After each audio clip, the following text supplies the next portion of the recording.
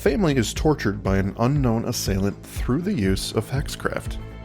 The killer leaves the ominous, if misspelled, word of thief with each victim. Why is this family being targeted, and what defense do they have against the dark arts? We're going a little bit darker this week, Andrew. Just a little bit darker. We're not going to be winning sound design awards on this one, okay? Is that because of daylight savings time? I think so, yeah. We're going to fall back, and it's going to be darker when people are listening to this? Well, no, this would have been spring. We're going to spring forward.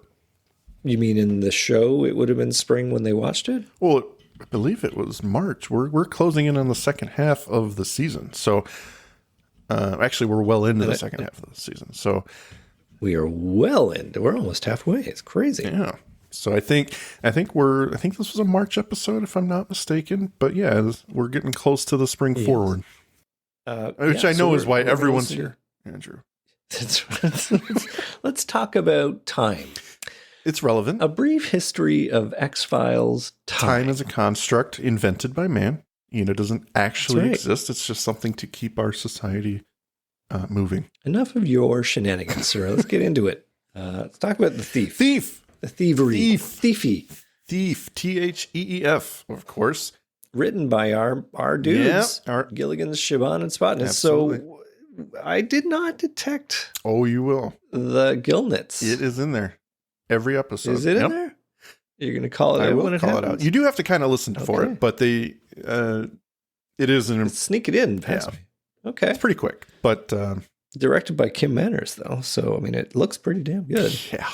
And there's a shot in here I'm going to call attention to, but that's for me to know and you guys to listen to. And for me to find out. Okay. Well, can we also call out James Morrison? Yeah. This episode and the last one have been the return of Space Above and Beyond. Do you know why I know we're not talking about the episode, which shall no longer be mentioned, but in the last one? The last one. Do you remember the guns that they used in that? Those were from Space Above and Beyond. Were they? Yeah, literally props transferred from one show to the other. It's like, well, we need some sci-fi. Here you go. I love it when a gun is transferred from one set to the other.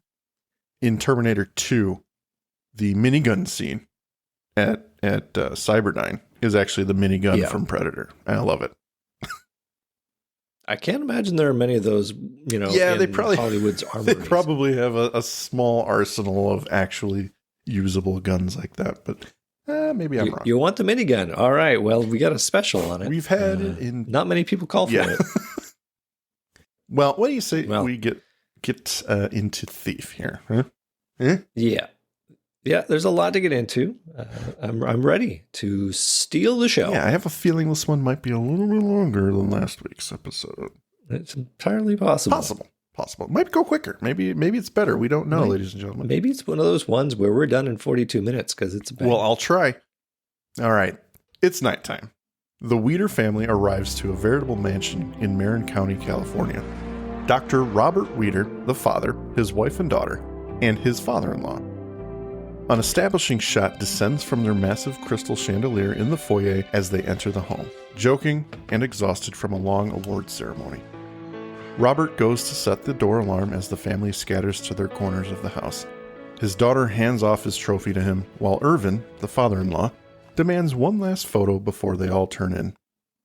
Robert offers for him to stay the night since it's getting late and the man still has to go home. Irvin lets the nugget we've been wondering slip. And get to stay with the Bay Area's Doctor of the Year? It's a deal. He sets the camera timer and sneaks in behind the family as the camera snaps one last time. In the flash, we cut to Robert and his wife in bed, looking at the award. It reads, "For the great wisdom, skill, and compassion he exhibits in the practice of medicine." He tells her he's thinking this is just the cherry on top. How lucky he is. They kiss, roll over to bed, and meanwhile, Irvin gets ready for bed in his wing of the house. It's fucking huge. When he pulls back the comforter on his bed, he sees some dirt piled into the shape of a man waiting for him, obviously left by their last guest. He begins wiping it away, but is startled by an elderly gentleman behind him. His eyes are dark and hooded, his hair longer, stringy, gray. The keypad in Robert's room begins beeping. There's a disturbance. He gets out of bed to check his sensor. Something set the motion alarm off, but the alarm hasn't been tripped. As he gets to the banister of the stairs, he looks down into the foyer and sees his father-in-law standing quietly. He calls to him as he descends the stairs. When he gets to the man, still no response, he puts a hand on his shoulder to find he's not standing. The body easily turns toward him, and then he sees it. A cord wrapped around his neck, the neck itself slit. Shocked, Robert falls backwards, feet slipping in blood he hadn't noticed before. He scurries to the light at the door and turns it on. He takes a moment to steel himself for what he is about to see, and then he looks to Irvin. We see the man hanging, a blood-soaked shirt. Behind him, painted on the walls in his blood, are the letters THEEF, Thief. Credits. So I think it should be policy. This is a word of warning, a cautionary tale for our listeners. Don't shout out to the universe how great your life is. Right. That's why I always talk about how miserable I am and hoping something will change. But that's the minute you say, I don't think it could get any better for us, honey. I mean, I think I'm going to retire next week. Just one last job. Just one last score to do. Yep. You're literally a dead man walking in that moment. And him saying, this is the cherry on top, how lucky I am. You know, it's just like, God, you are so destined for disaster. Congratulations, sir. Thank you. You've doomed your family. They painted on a little bit thick. And that's the X-Files thing. They do that. That is the way. You just know. Yes. I mean, we can't just have a mediocre person have things to happen to them. It has to be the nicest guy ever. And he has to say shit like that. And the things that are going to happen. I mean, I guess I'm going to show my cards a little bit here going in, that the manner of ills that befall the people around him are kind of ridiculous in sort of contrast to what ill has befallen Oral PD. But it's definitely an episode. You know, they really are going big with this one. It is worthy of investigation by Mulder and Scully. Very much. As much as Scully is going to say it is not. Yes. I agree. I mean, they definitely they swing for the fences in terms of shit you may not have heard of before. And I don't know if that's supposed to play to who Oral PD is. Maybe he's just some backwoods guy who knows about all this shit, or they tried to just be as grotesque as possible. I don't know kind of where they were going with that, but yeah, I mean, they do. You don't need to explain it. I will get into my problem with his choice of vengeance later, I think. Let's let this play out a bit more. Okay. I don't have a huge problem with him as a character and his motivation. I just think it should have been a bit more. Are you getting into like they needed one more page of detail to pad it out, to explain it. And I think it would have been really quite affecting. I mean, I'm pointing to an episode like I Want What's Mine. God, what's the name of that one? I Want What's Mine? Yep. I Want What's Mine. The episode that the guy gets out of jail and he can go through walls and Trevor. stuff. Trevor, yeah, like that. Like that kind of bad guy you end up giving a shit about because they go into detail. You know, they give us some backstory or they give us some context around him. You don't get that as much with Petey. No, they do not. And it might be a shortcoming of the episode. I guess I never really compared it to Trevor, but yeah. Okay. I'll keep that pinned. Keep it pinned. I wait to hear your thoughts on that. All right. I mean, now that the gloves are off from last week. Back to I should have known it would take us 10 minutes to get through the opening. So here we go. Should have chosen a better episode. That's all there is. All right. In the morning, the agents have arrived with local law enforcement. Mulder stares at the note on the wall and asks his partner what she thinks it means. She assumes it means thief, She's got many questions. Primarily, how is this an X-file? He takes her to the wire that Irving hung from. No one saw or heard anything. They would suspect the family, but there is no evidence at the end. The police are focusing on the idea that he killed himself. But then who wrote the word on the wall in his blood? While it's not an open and shut case, she still maintains whatever this is, it's not an X-file. He takes her upstairs to Irvin's room, and he presents the pile of dirt in the shape of a man, which cements the case in the paranormal for him. It's popular in hexcraft. To Mulder's surprise, she states she can buy that as an intent here, and she wants to go talk to the family. Without prompting, she stands and begins walking out of the room as Mulder, who can't believe what he's hearing, is still at the dirt, lightly shocked. She stops, turns, and says she'll always keep him guessing. That's a nice through line for the show. It is. That they're going to have. They do Come take back to that a few one times. all the way to the end. Can I just say, man, the hairs in the back of my neck are already up a bit from that first death. Oh, yeah. Because they're brought in here on the premise that this is a very strange death. And it is. I mean, Irving, the prevailing theory is that Irving slashed his own throat, painted the wall with his own blood, and then hung himself from the chandelier. Mm-hmm. All without making any noise. Yeah. Little intense. That's a little intense. I mean, maybe a little premeditation. He hung the wire with care and then slashed his throat and then painted the wall and then hung himself as I don't think that they needed him to do that. I think Oral could have done it either. And everything's fine. I think the self-infliction is an issue with that one for sure. You know how they make it better, Mike, and I'm already going there for this episode. Oh, boy. Irving just jumped off the upstairs ledge and aimed fell 30 feet to his death. Arterial fucking spray. Well, no, to write the letters. His head smacks on the ground and a pool of blood flows, but the letters, the word thief, are presented, like the blood flows around the letters that make up the word thief. And then they're just sitting there in the bedroom getting ready for it when they hear a thump and the motion alarm goes off. I think that would have been a perfect, I mean, it would have been a little bit of a different reveal. It would have been like, Irvin, did you fall down? You okay there, Irvin? And then he gets down and he sees the big pile of blood and all the rest. But they wanted a shock reveal. Absolutely. And it is shocking to see that scene, that picture, that image in our minds of the man hanging with the bloody shirt and the big word thief written on the wall. That is an intense image. I do appreciate it. But yeah, it is a misstep. It is 10% more evocative than what I just described for 100% less makes sense. All right. I'm not going to say it's impossible for good old Irvin to do what he did, but let's just move on from that. I'm not going to say there is a not 0% chance that Irving was able to do that. Oh, okay, I'm with you, buddy. I am with you. Robert Weeder talks to the agents in the other room.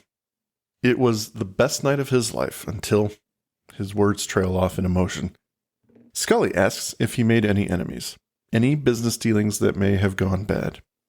But Weeder can't imagine it. Mulder then asks if Weeder himself has any enemies. There was a message left, after all. It doesn't refer to Irvin. Maybe it refers to Dr. Weeder himself. From the other end of the room, his daughter cries out, "Thief? He saves people's lives. He's a good man," she protests through tears. Weeder calms her with a word and turns back towards the agents. "If I have any enemies, I don't know them." We go now to Foster City, a rundown house with a rooms for rent sign in the front yard. Inside, a woman roller vacuums the carpet as a news report describing the murder plays on the television. She heads down the hall to her tenant's room and calls to Mr. Petey to ask if he's cooking. He answers the door quietly, and she asks again. He calmly responds, "Does that smell like something you'd want to eat?" "It's medicine." She's bothered, but so long as he's not cooking, she'll allow it. He notes she's in pain with her back and offers to help her. In broken English, he simply states he will make her a poultice for her back and that it'll be ready later. He closes the door. Inside his room, he has set up a buffet of different ingredients for his spells, chicken feet, potions, fabrics. He goes back to stitching a little puppet there as the camera pans around to a couple more, one of them hanging by a string, just like Irvin. Oh my God. That strikes me as a bad idea, getting a poultice from old Petey. I mean, she doesn't know who this guy is, so sure. First one's free. That's free. Really what it comes down to, right? Yeah. She doesn't appear with it. I wanted to cycle back to the interview of Dr. Weeder. Oh, okay. I like how Mulder and Scully completely ignore the wife and daughter for their enemies. Well, they're not important. They're just women. They're just women. They really they have no potential to injure anybody. So why would you even? They don't conjure the power of a penis to have enemies at all. So that's not even worth talking to. I would have loved it if the daughter doesn't even have a name. I think she has the name of Honey or something. I can't remember what her name is at the moment. I think she does have a name. I cannot remember in the moment what the wife's name is Nan. I mean, yeah, Nancy. Nancy, Nan for short. But she doesn't even get a name. So I would have loved it if the episode made her responsible. Like she somehow stole a puppet, and her name is all inflicted on them because of her. Weeder. Lucy? Lucy is her official name. That'll be in any high-end X-Files quiz show. What was the name of Dr. Weeder's daughter in the episode Thief, Season 7? And everyone would be like, oh, she didn't know what I'm talking about. All right, that's it for me. All right. I'm ready to move on. Well, we go now to the morgue. Sally, this dirt we found? Gas chromatograph shows pronounced spikes of methane and sulfur compounds, the signature of decay. It's graveyard dirt, also known as conjure dust. It's one of the most powerful hexing elements, whether for good or evil, not the kind of stuff you want to be on the wrong end of. Mm-hmm. Well, go ahead, Scully. Keep me guessing. Kuru. The disease that New Guinea tribesmen get? From eating the brains of their relatives. I thought my grandpa slurping his soup was bad. Practically speaking, Mulder, Kuru doesn't even exist anymore. Not in New Guinea, and certainly not in the U.S. But this man's cerebellum and his striatum clearly show signs of it, Mulder. I mean, these amyloid plaques, his brain is riddled with them. Kuru makes you crazy, right? Yeah, stark raving, among other things. But in this case, stark raving mad enough to slit his own throat and hang himself. Mulder, that's what his autopsy shows. From the wound pattern to the blood spray, this man did it to himself. There's no question. Unless it was inflicted upon him, the graveyard dirt, the hex. He was given this disease so that he would kill himself. What do you think about that disease there? I think it's completely logical and makes a lot of sense. I like how Scully does the 180 on Mulder. They're saying basically the equivalent of the facts are not in dispute. Like she comes out and says, this is what the evidence is. There's no question. So he did himself in a pretty spectacular way and also made no noise doing it despite being stark raving mad. I guess you would say I have a little bit of a problem with that. Does it not smack of our town? Was that a throwback? A little bit. But we're going to very quickly forget about that plot point when the next crazy disease comes out. Fair enough. Well, back at the Weeder home, they get ready for bed. Nancy stops at the top of the stairs to see 4 photo frames arranged in a diamond. The bottom frame, however, is crooked and missing its photo. She calls for Robert and leaves the frame. In the back of the shot, we see Mr. Petey peering from another dark room. Meanwhile, she asks Robert who may have taken that photo, but he dismisses it as possible evidence that the police took. In the dark room, we see Petey take the cutout face of Nancy and stuff it into one of his little burlap dolls. He removes the needle and string from his mouth and begins stitching the last bit up. In the background, we hear the couple in discussion. Nancy's scared, but they're not under investigation. She doesn't want to stay in this house anymore after what's happened. Nothing makes sense, she says. But Dr. Weeder walks to her and gently grabs her hands into his to get her to focus. It does make sense. He was suffering from a kind of progressive dementia. He's reviewed Scully's findings and he concurs. We will get through this. Nancy, looking tired and even a bit sickly, walks away from him for a moment to process. He heads to bed and, just like Irvin, pulls the comforter back to find another human-shaped dirt pile. Confused, he looks back to Nancy at the window, and without warning, she falls backwards, convulsing. He runs to her aid. When we see her, her skin is covered in boils and pockmarks, her eyes wide with fear. Lucy comes in, yes, Lucy, and yells, and Dr. Weeder yells for her to call 911. Outside on the terrace, Petey watches the curtained window as the chaos inside unfolds. He whispers his spell into the doll quietly. What do you think of that? Can I just say that running a hot tub at night when you're going to bed, I mean, incredibly wasteful. It's not something they did in the 2000s. When you have this much money, no one gives a shit. When your life is that blessed, I mean, up until that moment, I suppose you can run the hot tub 24/7. You got hot tub money. This family alone is the reason why they have rolling blackouts in California. They need all the electricity, which, by the way, was and probably still is a problem in California. They I imagine somehow have not figured that out. But yeah, this family is directly responsible for that. Okay, I got a couple thoughts at this point. Okay. First is clearly old PD has a few superpowers, and I think it's worth creating a little list just so we can keep them straight. He has the ability to infiltrate a house, bypassing alarms and such. He can get in undetected. He can probably get out undetected, right? Or he can hide. He's got that supernatural ability of invisibility or something. And of course, he's got his ability with the puppets. He can inflict crazy diseases onto people, provided he has their picture, and he can put some grave dust, in a spot that's close to them. Am I missing anything else so far? Oh, no, he's also able to do healing potions for old bad backs. Yes.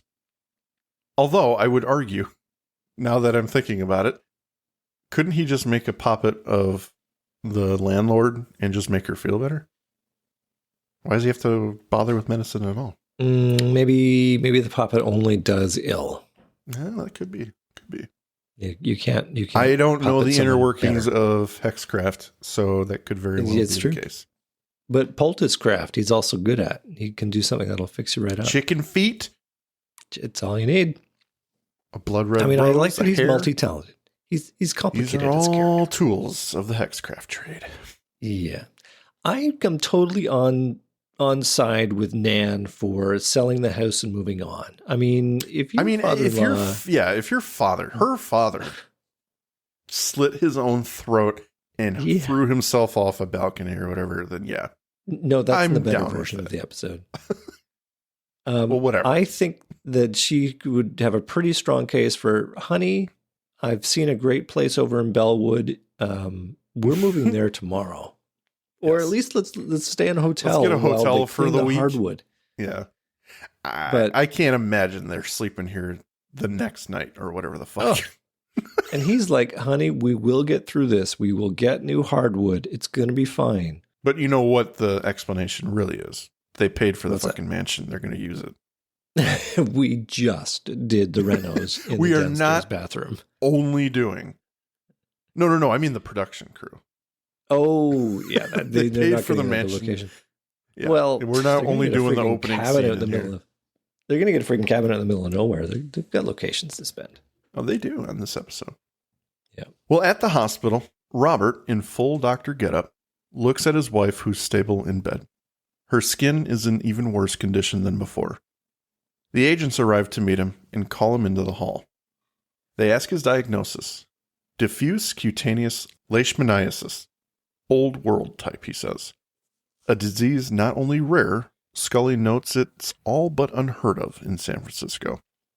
They might encounter this in Central Africa, but not here. The rarer the better, Mulder says. He informs the doctor someone directed this to happen to Nancy, just as someone directed what happened to Irvin. Robert clarifies, the enemy, the one who thinks I'm a thief. He turns to Scully and asks her to tell Mulder no one can direct someone to get sick, but Mulder continues. The dirt, drawn in the shape of a body, is indicative of folk magic. Weeder is understandably dismissive and a bit incensed. Scully runs defense. Regardless of what Mulder believes, there was obviously an intruder in his home, and he should accept their protection.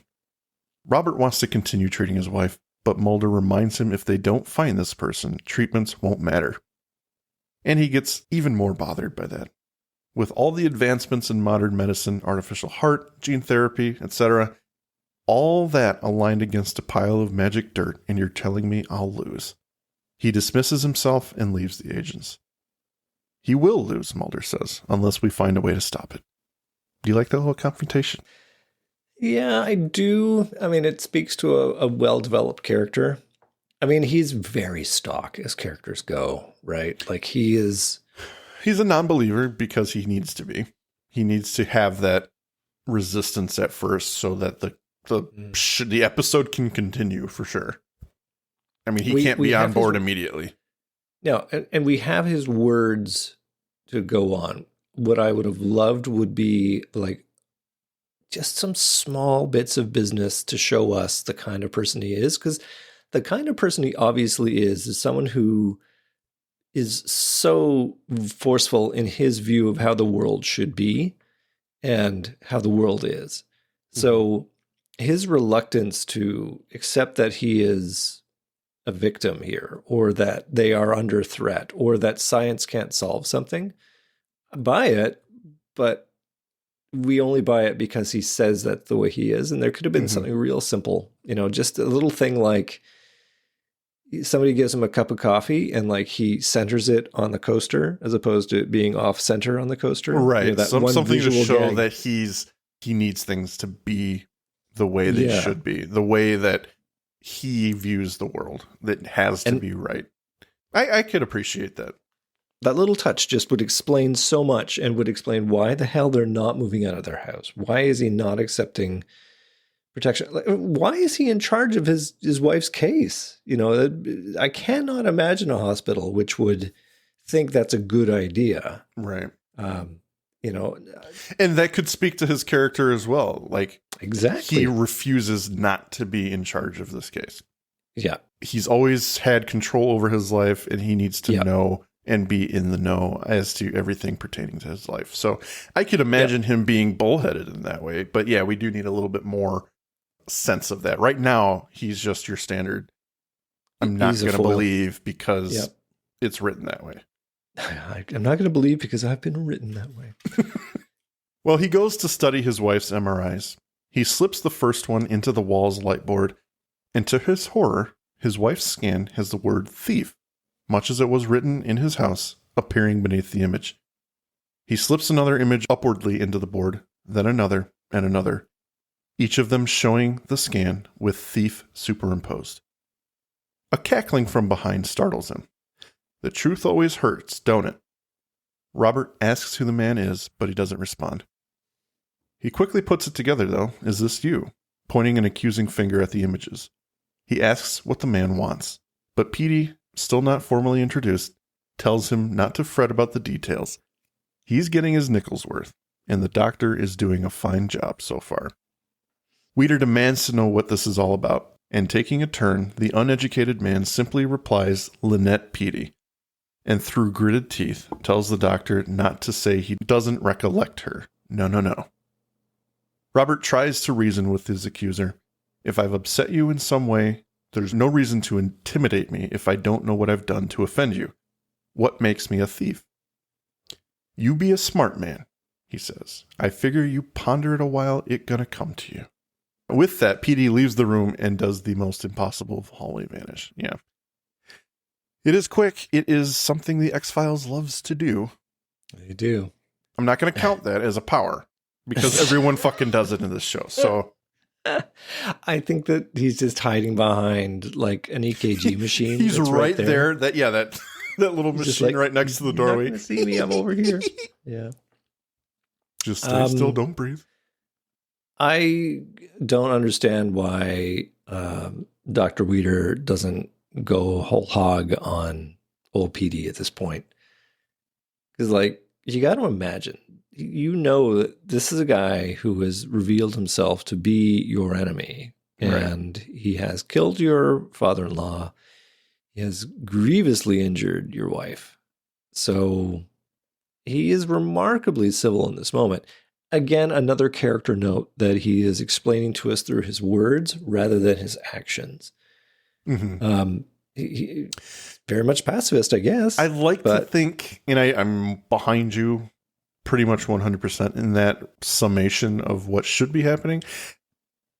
The objective viewer in me is trying to piece together that he's not a dumb person, and assaulting this man with no evidence of anything right now would not solve anything. Now, the least he could do is call for security and have him detained and questioned. But you are correct. He is handling this one with very, very much grace. Very composed, very, you haven't just killed one of my family members and assaulted my wife, but, you know. How have I injured you, sir? You know. Please tell me, and I'm sorry. Can we sit down for some coffee? I apologize for anything I might have done to you. I can get you a cup of coffee. Let's talk about it. Yeah, it's a very strange scene. Yeah. I do dig the word thief showing up on the MRIs, though, which is why I think that doing it at the beginning, you know, having the word sort of be there in a pool of blood, you know, the blood doesn't cover the word thief, would have been a very cool effect to do, very simple, and would have made that scene make a whole lot more sense. Mm-hmm. In an office, Weeder enlists the help of another doctor to search the name Lynette Petey, but nothing comes up. She's not in any Weeder file. And not only that, there's no Lynette Petey at all. After a moment, he suggests Jane Doe's, and there's been 3 in the last 2 years. We cut to Robert reviewing all 3 files, and he sees one with a small plastic bag stapled to the inside. It contains a thin piece of fabric. He removes it from the baggie and reads the stitched words. Flax hair lamb, thief of mine heart. Back with Petey, he's putting together another hex, monologuing about his dog. A dog left him? Yeah, it left him. He's monologuing about... I want to see his show about that dog. That sounds like a very compelling story. Yes. He hears something at his door and swings the door open to reveal the landlord once again. She wanted to thank him for the poultice and request more. He obliges. She comments on the smell yet again. She just won't let that go. Why doesn't she get a 2-month supply of the poultice, you know, pay in advance? Right. It's going to save her life. The agents go to what I guess I'll call a voodoo shop. And they will look around. It is a voodoo shop. An alternative medicine shop. Can I help you? Yeah, we're looking for some alternative medical advice. Oh, you've come to the right place. I get a lot of folks fed up with their HMOs. Well, actually, we're not here for us. Oh, Chief, back in your pocket. It's dirt. Scoofer dust is what it is. I don't know what your intentions are with that. Goofer dust? Conjure dust, goofer dust. How would you go about making somebody sick using that? We're investigating a murder. That's why I'm asking. Oh. Speaking strictly in the academic sense, you'd spread it on or near your victim to direct misfortune. So you could give them any illness you wanted, one that you chose specifically for them? Oh, that's a lot trickier. It requires something special. A voodoo doll. No, they're called puppets. Inside, you place 3 thorns of a blood-red rose, a strand of hair, and a photo of your victim, maybe other items as well. Depends on the operator. Sew it up, say your spell. How would you counteract one of these? Depends on who you're dealing with. But if the person you're looking for powerful enough to bring about a murder, he's probably charmed. Which would mean what? It means just that. He's drawing on the energy of a charm, a source of magic power. It could be any item, provided that it's very important to him, something that holds great meaning for him. And unless you can separate him from his charm, you're out of luck.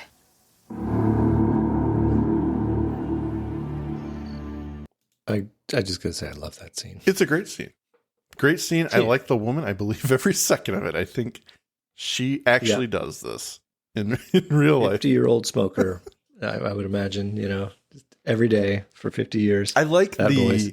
The voice, the kind of no nonsense attitude of her. She's like, I don't know what you're going to do with that. I know exactly what it is. You don't even have to tell me. Put that back in your pocket, honey. Get it out. Get out of my face. Yeah. I like that attitude with her, and she's very believable in that scene there, that role. Mm-hmm.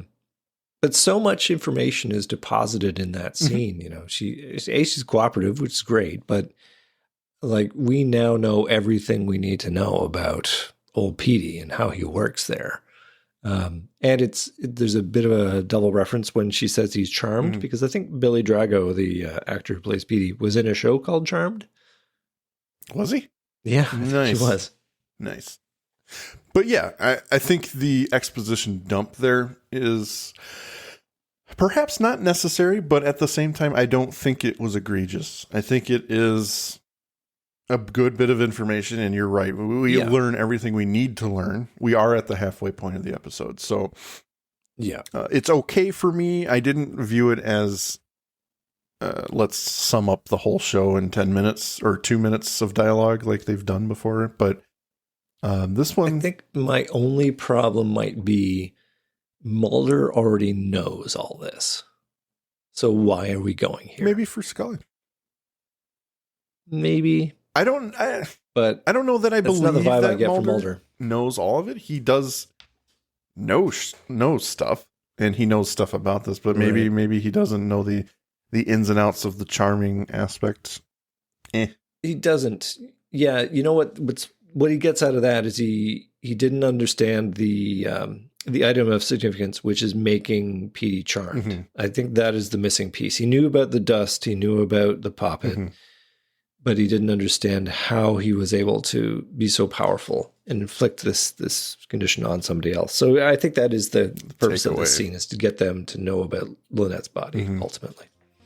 It's that time, everyone. The Magus Media Production sales pitch. Please check out our homepage at magusmediaproductions.net so you can stay up to date on all of our shows. Check out our Facebook group, facebook.com/groups/Magus Media Productions, both of which have our Discord link on it, where you can join us for live shows as we record them for future release. At Magus Media Prods on X, our Patreon, patreon.com/Magus Media, where a $5 donation will help us keep the lights on and bringing you new content, and you get some stickers. Thank you for your consideration and support. Back at the hospital that evening, Petey plays with the food selector vending machine. The carousel spins until he sees popcorn. He tries to open the plastic door, but it won't budge. A resident helps him. Petey seems enthralled with the idea of using a microwave. He's heard about such a thing, Andrew. And with a smile on his face, he brings the bag over to the device and begins punching buttons. He monologues more to himself about using radiation, the heart of the atom, which I may have issue as to, he has any idea what he's talking about. But I'm okay. I can bypass it. Not a problem. Yeah, that's the least of this episode's crime. Weeder brings his daughter over to see her mother. She does look a bit better, and she's talking. She lies on the bed of an MRI machine preparing to go in. And it's a good thing, Andrew, that none of them are wearing chains.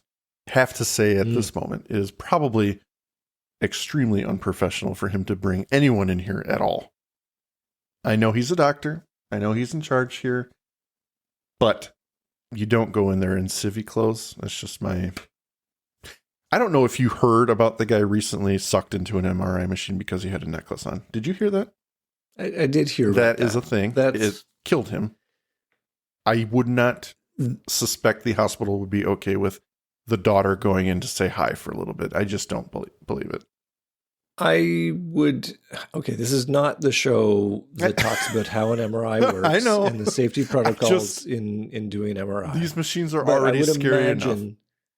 I imagine that Dr. Weeder is behind the scenes saying, honey, I'm going to bring you in so you can see your mom. I know. Just take off your Ferris items before you come in. So it's safe for your safety and hers. He's done the whole pre-flight boarding sequence so that she's prepared. I'm sure. But we don't have to see that. I'm sure. That is not the crime that's going to be perpetrated about MRIs in this scene coming up. Here we go. Well, Nancy admits she's scared of the big machine, but Weeder dismisses it with a smile. It gives off about as much radiation as a dental x-ray. And the connection is quickly made, Andrew, to what's about to happen. Oh, she's goner. Yeah. Petey takes the poppet he's made of Nancy and puts it into the microwave and begins pushing buttons. Are you telling me that Petey popped a poppet of Nancy in the popper? I did. That is exactly what I'm saying. That does sound like quite the tongue twister. Nancy slides into the machine and it begins its horrifying rhythmic chunking that casts fear into everyone's hearts. We see Nancy showing a slight bit of discomfort, and the camera then zooms in on the poppet in the microwave. When the MRI tech looks up from his work, he sees her feet convulsing and some smoke emitting from the machine. Immediately, he calls to Weeder nearby, reviewing the files.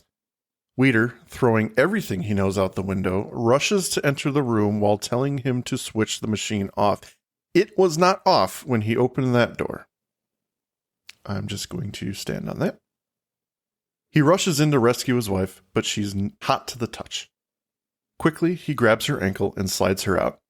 Everything under the arch of the machine is charred. Smoke billows out of the machine as Weeder stares horrified at the woman he loves, dead, looking much like a nice brisket. The microwave beeps, and Petey removes the poppet. All done. All right. I sense your issues here. Well, what do you think I'm about to tell you about microwaves? And more importantly, magnetic resonance imaging. I don't know where you're going with this one. They don't work like that. I know that's probably where you're going. Imagine. I think it's just a visual gag. I don't think that they actually mean that the MRI baked her alive. I think that's just because he threw her poppet into the microwave. Well,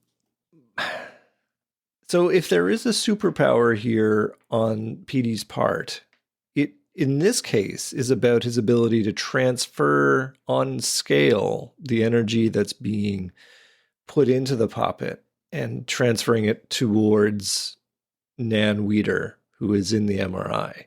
In a sense, it doesn't matter whether she's in the MRI or not. He just happens to be there when he's doing this. What I will say is while the machine itself is not killing her, they made a mistake. And that mistake is having her feet be fine. Because then it looks like the machine killed her, which is not what happened.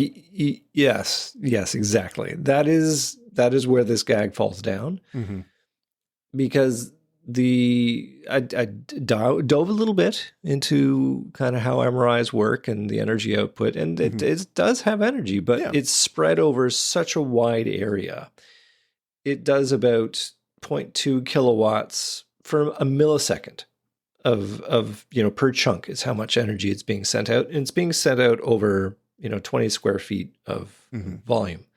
Whereas a microwave oven does about a kilowatt, but it's condensed into a small area, and it's consistent timing. Like it's seconds upon minutes, right, of energy being built up. So that's why things get hot. But fundamentally, I think the way the MRI is designed is if you somehow were able to push that kind of energy through it, it would just break because its emitter doesn't have that kind of capacitance power to actually retain that energy.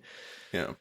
So I'm willing to believe, or I'm suspending my disbelief in that the effect here is just Petey being able to conduit the power that the microwave is using and putting it into Nan. It just so happens she's there. She could be anywhere. I think they thought long and hard about how they wanted this scene to work and to instill a healthy freak out factor for MRIs for 25 years to come. Oh, yeah. I mean, I think the machine itself has instilled fear in people. It freaks me the fuck out. It freaks a lot of people out. Just the noise. Oh, yeah. And that has been a thing since, I mean, since the 1700s when they built it, yeah. Well, another example I was thinking of was The Exorcist. I mean, that is such a visceral and terrifying scene in that movie alone. Like, it just hasn't improved in my eyes. That machine is still terrifying. Yeah. Yeah. But, yeah. Well, all right then. There's that scene. Back at the house, the agents meet with Weeder. He sits on his bed looking at a photo. How could someone orchestrate this? He now believes there was no malfunction. This was a murder. Sensing he does, Mulder asks if he has any idea why, but Weeder doesn't immediately say. He decides to show the doctor a photo of the victim's charred chest. The word thief, of course, is seared into the flesh. Weeder's beside himself. Scully reminds him she can't help him if there's information he's left unsaid. He then tells a story of the man who came to see him. He mentioned Lynette Peedy. He didn't know the name at first, but it turns out she was a Jane Doe who he helped some time ago. She was in a bus rollover, came in amid a wave of victims. He couldn't keep up with the blood loss. She was the worst out of all of them, and it was only a matter of time. The woman was in agony. He hands Scully his course of treatment log. Morphine, lots of it. Through tears, he tells them he pushed it himself. Her screams, her heart rate climbing, he saved her from 20 minutes of agony, something he deemed a fair trade. Mulder waits a beat and then says, her father doesn't agree. Peedy thinks you robbed him of his family, and now he's systematically robbing you of yours. But Mulder has an idea of where to start looking. At the cemetery, the agents have arranged for an exhumation. It's been a while since we've had a good exhumation. Yeah. 6149. Her name shows up once in the records of a Vista inoculation program, 1981, the Allegheny Mountains of West Virginia. Deepest Appalachia. That's when her father, one oral PD, refused to allow her to be inoculated against polio. But there's no address for him, there's no record of him whatsoever. So, Mulder, why are we exhuming this girl? Well, I'm thinking of her dear old backwoods dad and where he gets all his graveyard dirt. Here? His daughter's grave? The occultist we spoke to said that the person casting these magic spells was charmed. That he had a source of power that was very meaningful to him, and he kept it close by. Lynette Peedy's body. That's my guess. So as long as her body remains here, resting in peace in the Bay Area, he remains powerful. But if we were to ship it off to Quantico... Workers finish unloading the grave. A muddy, wet box is lifted out and Mulder slides the plywood container open. To their shock, it's empty. No, she escaped. Somebody put a cell phone into her hand. She's the one doing everything. Yes. And she called a number and somebody dug her out. And now she's a zombie walking the dead. Absolutely. I think that's how it goes. Better story. Yep. At the house, the landlord is desperate for more poultice and knocks on Petey's door. When he doesn't respond, she remembers she has a key to the room in her house because it's her house. She lets herself in and begins digging through his ingredients and medicines. When she glances at the bed, she gets a scare. The sheets are pulled up over the body. She apologizes to Petey for intruding. She thought he was gone. But something doesn't feel right. Slowly approaching the figure in the bed, she rips the sheet off to reveal the mostly skeletal remains of Lynette Peedy. And just then, Oral shows up behind the screaming woman. It's a gruesome death, Andrew. Gruesome sight. Appears out of nowhere? Like he appears out of nowhere. Yeah. No. I think that's what it is. It's just more hiding games that they do. He was always in the room. He was just having a little giggle. Yep. Well, see, drugs, man, they always do you in at the end. Really, she brought it on herself. Going back for that poultice. She did bring it about herself. I think she's technically invading his privacy. It's her house, but at the same time, you know. Well, these Sorry, Appalachian lady. folks from Allegheny, they take their privacy seriously. And really, she should have just gone with opiates, like her doctor suggested. She should not have gone for this crazy alternative therapy. This lady doesn't Moral of have the story. health insurance Yeah, she does not have insurance. That's true. or a job. It's her house. She has a job maintaining it. Come on. You Mm. saw her vacuuming before. That's true. She did vacuum. At the Weeder house, Mulder makes arrangements for the two. They've rented a cabin for them to hide out until this gets resolved. This is out of town. And what's important is that Petey believes that by leaving town and not being near his daughter's body, his powers will weaken. He will come forward, though, because he hasn't gotten everything he wants. Mulder looks to the daughter. Outside, Petey watches Scully and the Weeders leave in her sedan. That night, Mulder is watching out at the residence with other officers from the local PD. A newscast is on with John Gilnitz, that is the newscaster's name, it is called out, describing the death of a middle-aged woman.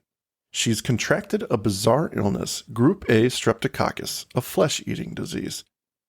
And before the cop watching the news broadcast can finish commenting on how scary that is, Mulder is out the door tracking down where this happened.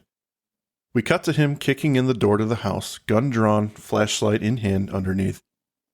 Officers accompany him to clear the residence. They quickly find themselves in Oral's room and close in on the covered body. He rips the sheet back to reveal Lynette Petey's remains, but this time she has no head. Scully and the Weeders arrive at the cabin. Mulder calls and lets her know that Petey is onto them, bringing what he can carry of his daughter's body with him. Mulder is on his way. Can I just say, what was the choice to send the Weeders to a cabin? You don't like that choice? Well, we know our bad guy now. We know he's from the Allegheny Mountains. You are basically sending him to his home turf. You know, he's going to be good in the outback. Yeah. So I think that they should have sequestered them on the top floor of a skyscraper in Washington D.C. Let's get them out of the Bay Area. Fair. That's fair. I do think they should have probably flown them somewhere. 100%. I don't know how driving an hour out of the city is going to do much, but let's bring you to unfortunately the for haunted them, house he saw where they were going and tailed them. So yeah.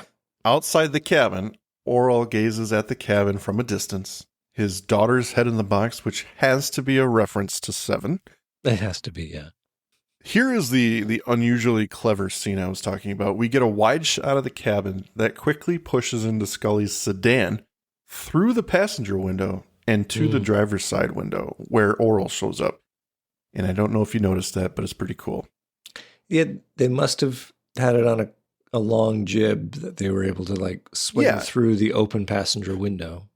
I mean, it's done solely for looks because Oral's looking to break into the car. So he at the end of the scene smashes the driver's side window, which implies the passenger side was closed too. But it's cool. Yeah. I like it. Yeah, it's a cool shot for sure. Yeah. From inside, they hear the noise. Scully whips out her gun and aims it towards the door. She turns off all the lights. Inside the console, Oral finds her FBI badge and a strand of her hair. He puts the objects into another poppet and begins muttering to himself. In the moonlight, we see him fidgeting with the puppet, and with a pop of the fabric, we see he's punctured the eyes with 2 nails. Scully immediately reacts in pain. She covers her eyes, unsure of what's happening. She tries to regain her composure, and when she steadies herself, we see her face in the moonlight. Her eyes are a milky white, no iris, no pupil. She calls to the targets to stay where they are as she tries to maintain aim at the front door. Oral kicks it in, and she fires twice. Nothing. No sound. She listens for any indication of if she's succeeded or if she needs to alter her aim and try again. And just then, a hand reaches into frame and snags her gun with ease. She falls backwards, but Oral doesn't pay her any attention. He spots the two upstairs in the loft and begins ascending the stairs, leaving the gun behind as he antagonizes. Oh, doctor! Oh, doctor. The doctor protects his daughter with a stick he found. Which is funny. I don't know why that's funny to me, but it's I funny. don't even know why he bothers, because this guy is not going to hit anybody. He threatens Oral, but the man says you can't hurt a man who ain't got nothing left. They confront each other about Lynette. Weeder screams at the assailant that he never forgot the woman. He did everything for her, everything that he could, and when there was nothing more to do, he eased her suffering. The hoods of Oral's eyes cast shadows that demonize him even more, and with desperation from hollow eyes, he says, by killing her. If I be there, I save her. But he wasn't there, Weeder barks back. Oral is beyond upset she was killed. Listed as a nobody, buried away from her people. Scully, in the meantime, scrambles to find something to help the situation and manages to find the gun. Oral retrieves another poppet from his coat pocket and exclaims he's going to show the doctor what be possible. Weeder continues to try to protect his daughter, but Oral changes pace. He's not coming for her. He's coming for him. He pulls out a knife and playfully pokes it into the poppet's heart. The doctor loses his breath and falls to the ground in a great deal of pain, his daughter now trying to tend to him. Mulder arrives and sees the smashed window in Scully's car and her poppet. Inside, Weeder continues to writhe in pain as Oral continues the assault on the poppet. A gunshot rings out and Oral falls to the ground. To our intrigue, it's Scully. Mulder has taken out the nails of the eyes and she can see again. He comes in after hearing the gunshot and sees she's gotten control of the situation. Without words, the agents come together and he shows her what happened. He holds the poppet up to reveal holes where the nails were. Back at USF, Oral is on life support. Mulder comes in to talk to Scully. Lynette's body is going back to her people in West Virginia. After a moment of reflection, she tells Mulder she probably would have done the same thing Weeder did. It does seem like the clear-cut answer, he says, but Scully wallows in the implications of the case. Maybe it's not so clear-cut. Perhaps Petey could have saved his daughter. As Mulder watches his partner leave the room, he mutters under the breath, "You do keep me guessing." The camera focuses on Oral and fades out. Credits. And then Oral's eyes flicker open, and he's got a poppet in his hand. No, they don't go there. I've just got one more poppet left. For you, Scully. For you, FBI lady. For you, FBI. And then we'll have a sequel episode all queued up. Yep. Investigation Bureau. It'll be called Thief 2. Thievier. Thiefier. So, yes. Why is it just Scully on the defense again? Where were all the other troopers that were assigned to protect this award-winning surgeon? Well, I mean, they took her out of town. They took him out of town. Mm. You don't need as much protection out there. That's fair. That's fair. Not as many eyes, not as many people to worry about. And Scully just has this problem with leaving things places where they shouldn't be. Like the ID, really? You left that in the car? Yeah, that one was a little strange. Maybe she's got more than one. I don't know. It did look kind of like a fan convention mock-up. A lanyard. Speaking badge. It says X-Fest on there, or X-File Fest. Yeah, that's probably it. A nice touch with the eye stuff. I'm a bit surprised that he didn't pop it in her chest, but anyway. The eyes is a nice touch. It gives a neat the translucent contact she's wearing, and it's a good gimmick for how they get out of it. And I do like that it's not Mulder charging in to save the day. Yeah, they do. It's a little bit of a bait and switch there. They think, or you think that's where it's going, but nope, he saves Scully. Two missing items here. The gopher dust or grave dust or whatever becomes less of a thing. Like, it's not necessary in the MRI killing. My guess is that it would have probably been underneath the pad of the MRI machine. Like if they were to expand on that scene, they would have pulled it off and we would have seen it there. But they don't. They seem to walk away from that plot point, and they don't have it in the end when he's, or maybe the presence of Lynette's head in the box is enough. Yeah, I know what you're thinking there. I do agree. It is a little confusing. My only mental gymnastics there would be maybe in the first 2 killings or whatever attacks. It clearly presents itself as a necessary component to the act. It presents itself that way, but I'm almost thinking like the way he's doing it in the beginning is like that is the ground zero for this spellcraft, right? So he can choose to do it that way, or he can do a poppet, which he utilizes the second half of the episode. No, he uses the poppet all through. He has the hanging poppet. He does have the hanging poppet, but I don't know. Yeah, I don't know. Maybe there's a poppet for Nan. Yeah, that's true. Poppets for everybody. It's poppets all the way down. There's a poppet for Nan the second time. There's a poppet for her the first time too. He made one by taking out the family photo, which is where she's like, where'd the family photo go? Why'd they take our photo? Well, maybe they just skipped over it because, whatever. By that point, he's got plenty of fucking dirt in the cabin in the woods there, so he can make plenty of bodies. Well, I think in the cabin he's got Lynette's head in the box with him, so he's directly connected to that power. Whereas in the other murders, he's left Lynette at home for safekeeping, but he's taken the dust and using that as a proxy. Yeah. So it's not there at the MRI, but I would guess that if you were to tease that scene out, you'd find it underneath the pad that you lie on for the MRI. Right. He's I think that is something they could have talked about. I think my biggest issue with this episode, and I do like the episode, going into final thoughts, I do enjoy this episode. I don't think it's bad. I think there are plenty of things to like, especially the guest actors. Yep. I think Billy Drago as Oral PD is absolute awesome. Yeah. He's a force in this episode. He plays the creepy simpleton well. And I think the writers knew that making him kind of a salt of the earth, uneducated, and maybe a bit slow, that it gives the villain character with the powers he has a little bit more of a threatening feel. I don't know why. That's just a weird perception of that for me. But anyway, I think he did a fantastic job. His eye makeup, fantastic. Especially in that last scene where I called attention to how hollow the shadows make his eyes look. And the way he's talking to Weeder. It's just frightening to see that thing looking at you. But yeah, overall, very good. I think James Morrison, also another force in this episode. His voice really carries the weight of someone doing the best they can in this situation.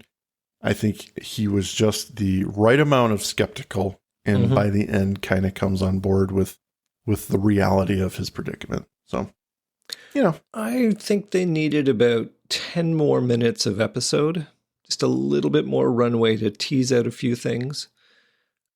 I think there's a missed opportunity for a better resolution. Like, it's a very traditional resolution in that we've got our bad guy who is finally stopped by our good guys. But I think we've always agreed that the best villains are the ones where you can empathize with them. They are either caught up in circumstances they can't control, like in Blood, for example, is an episode, or, they're creatures of somebody else. It's rare that you have a character who is just inherently evil. And I feel like PD, they didn't need to do much to get us to a point where he wasn't just evil, which would make it much more complicated just to kill him and be done with the episode. They dipped their toes into it with Lynette being on the bus, being in a bus crash. So there are questions I have of why was Lynette away from her people? Why was she on that bus? And I can imagine a bigger story where Petey has run away. It's right. Lynette Petey has run away from home. And Petey is struggling with the fact that he's lost Lynette, his daughter. But he's probably struggling with the fact that she decided to leave and leave her people and then died, and he could not help him, or he could not help her when she was gone, and is kind of misdirecting his anger towards Dr. Weeder, thinking that, you stole my daughter, but really, she wasn't stolen. She decided to leave him. So I wish they had a better resolution where it was, I guess I'm going to go back to Trevor, that case where the villain in that show, he realizes what he's become at the end, and his death is more sacrifice, or it's more like, this is the die that's been cast. Whereas with Petey, he's going to see this illogical decision he's making. He's going to see it through because he is just torn under by that feeling. There's an opportunity there. They decided not to go that way. That's fine. Yeah, I do agree that it needs just a little bit more humanity from Petey's side of things. And I do believe kind of where you're at, where she chose to leave her people behind and come to a city and be her own person. I can see him losing his daughter on multiple levels, where she chose to leave the people and she is now dead. I do think that you're right that they need a kind of a couple more minutes just to give us something that implies that, he's been struggling with her before this, and he feels guilt as to not only her leaving, but also now her death. I think that would have been a really cool expansion on the episode. Yep. Make it a two-parter. I mean, they don't do that often. Give them like 2 more family members to pick off, and then you've got a show for sure. Yeah, I do like it. I think it's got a lot of stuff there. It's just, there's some questionable decisions. Like, I wasn't really on board with sending them to the cabin. I think that doesn't... Yeah. I didn't even get to the biggest problem I have with this episode. Oh, well, then let's go there. I went on to say how much I like the acting, but my biggest issue is how quickly and miraculously, not only does he see Scully leave with the Weeders, but he finds out where they're going and somehow has time to stop home and take his daughter's head. Oh, right. Yeah. So, I mean, it's not the simple, I see where you're going, I'm going to follow you, and I just happen to have her head with me. No, I think he took the head after the landlord invaded his privacy and he had to deal with her. I think he is like... You think? Yeah, I think he took it. No, at that point, I think he decided, I'm done here, and I'm gonna take it and go. Interesting, because he's burning his bridges when he kills the landlord. That's it. So I'm actually okay with that. But okay, fair enough. I think there's an opportunity. Well, as I said this before, there's an opportunity for a lot of different things here. But the agents could have been smarter in setting up a trap of some kind. We're going to make it look like we're taking the Weeders to this place, and that draws out Petey. And I don't know, maybe the tracking of them to the cabin, that could have been as simple as like Scully's car is driving away, and we see a little poppet, a homing poppet is stuck onto the bumper. Poppet. And that's how he knows where they are. That's hilarious. I think that's what I like that idea. Homing puppet. All right. Well, I think we have one comment on this. Bring it on. Let's see here. Emily Messenger says, Thief is one of my favorite episodes of the whole series. Billy Drago is amazing, and my little shipper heart skips a beat at all the you do keep me guessing moments. This episode has the feel of an early season X-File, but with the late season depth of their partnership, which for me is the equation for a perfect episode. 10 out of 10, no notes. Damn. She disagrees with you, Andrew. No, actually, I think she agrees with something I haven't said. That's what I'm going to say. The through line? I really like that point, that it does feel like an early season episode. It has that formula to it. Like, we've got a villain, there's a method, agents come up with the solution and manage to save the victim. Yeah, it's totally solid. Definitely. And I do like their It is- banter. The "you keep me guessing" banter is good. It is good. I'm never going to hear it again, but it's good. Oh, it's cute. It's cute. All right, Andrew. Well, we've gone on quite a while We on have. this one, so We done? Is it over? I'm done. Are you done? Have we do you think stolen we're- enough time from I was just going to the say, do you listener? think we're stealing time from the listeners by not talking about more? Yeah, I think that's as much punnery as we can inject into that. Stealing material? Okay. All right, well, as we do here, why don't you say goodbye to the good listener? I will just leave you with these words, which meant so much in this episode. Flax hair lamb, thief of man's heart. Thank you for listening to today's episode. If you liked what you heard, please rate and review on your podcast app of choice. Andrew and I would be eternally grateful to you fine people for helping us expand and get the word out. Also, we've got a killer group on Facebook. Feel free to join in on the discussion at facebook.com/groups/thisisnothappeningpod and become an official member of the syndicate.